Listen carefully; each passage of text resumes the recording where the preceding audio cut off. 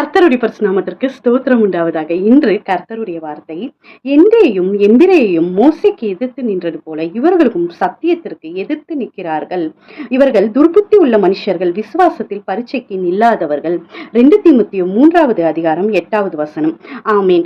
கர்த்தர் இந்த நாளையில சொல்லுகிற வார்த்தை என்னன்னா, இங்க 2 தீமோத்தேயுல சில மனுஷங்களை குறிச்சு இருக்கு. இவங்க கிட்ட இருந்து எல்லாம் விலகி இரு அப்படின்னு சொல்லிட்டு, அதுக்கு எதிர்த்து கரெக்டா இங்க சொல்ற விஷயம் என்னன்னா, மூசைக்கு 2 பேர் எதிர்த்து நின்றாங்க அப்படின்னு சொல்லிட்டு. இவங்க யாருன்னா, எகிப்தில் இருந்த மந்திரவாதிகள். இவங்க 2 பேரும் எகிப்தில் அநேக மாய வித்தைகள், ஏன்னா பார்வோன் கிட்ட அநேக மந்திரவாதிகள் வேலை பார்த்தாங்க. எகிப்து என்பது ஒரு மோசமான ஒரு இடமாய் காணப்படுது. அதே மாதிரி ஒரு அடிமைத்தனம், மந்திரவாதம், குறி சொல்லுதல், பலியிடுதல், அநேக காரியங்கள் எகிப்தில் காணப்படுது. அதனால தான் கர்த்தர் சொல்றாரு, இன்று கண்ட எகிப்தியனை நீ என்றென்றுக்கும் காண மாட்டேன். அவங்க அப்ப ரொம்ப கருப்பா இருந்தாங்க. இப்ப ஆனா அவங்க எகிப்தியர் கருப்பா இல்ல. அதனாலதான் கர்த்தர் சொன்ன ஒவ்வொரு தீர்க்க தரிசனமும் நிறைவேறி கொண்டுதான் இருக்கு. அதே மாதிரி இந்த 2 ஜனங்களும், இந்த 2 பேரும் மந்திரவாதியா இருந்தும் அவங்க ரட்சிக்கப்படுறாங்க. ரட்சிக்கப்பட்டு மோசையோட வராங்க. செங்கடல் பிளந்தது. ஏன்னா நம்ம யாத்திராகமத்துல பார்க்க முடியுது, அநேக ஜனங்களும் மோசையோடு வந்தாங்க, புறஜாதி ஜனங்களும் அப்படின்னு சொல்லிட்டு. அப்ப அவங்களும் வராங்க. வந்துட்டு அற்புத அடையாளத்தை பாக்குறாங்க.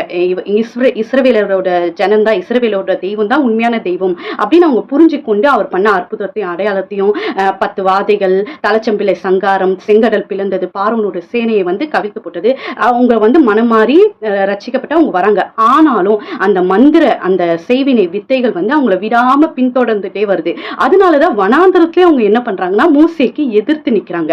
அவங்க என்னதான் இஸ்ரவேல தேவன் உண்மையான தேவன் என்று அறிஞ்சோம், தேவனை உண்மையான தெய்வம் என்று பார்த்தோம், அவங்களால அதை சகித்து கொள்ள முடியல. மோசே தனக்கு தலைவனாய் இருப்பது. அதனால மறுபடியும் மோசேக்கு எதிராக காரியம் செய்யறாங்க. அதை தான் இங்க எக்ஸாம்பிளா தீமோத்தேயு சொல்றாரு. இதை இப்படிப்பட்ட மனுஷங்க கிட்ட இருந்து நம்ம விலகிதான் இருக்கணும். அவங்க கிட்ட ஐக்கியம் கொள்றதோ இல்ல அவங்களுக்கு கூட ஒரு ஐக்கியத்தை வச்சுக்கிறதுனால நமக்கு ஆவிக்குரிய வாழ்க்கையில அநேக காரியங்கள் தடைப்பட்டு போவோம். அவங்க கிட்ட இருந்து விலகி இருந்து அவங்களுக்காக ஜெபம் பண்ணுவது நல்லது. இந்த மாதிரி ஒரு துர்புத்தி உள்ள மனுஷங்களோட ஐக்கியம் வைக்காம இருக்கிறது தான் கர்த்தரோட பிள்ளைகளுக்கு ரொம்ப நல்லதா இருக்கு. கர்த்தர் இந்த வார்த்தைகளை ஆசீர்வதிப்பா.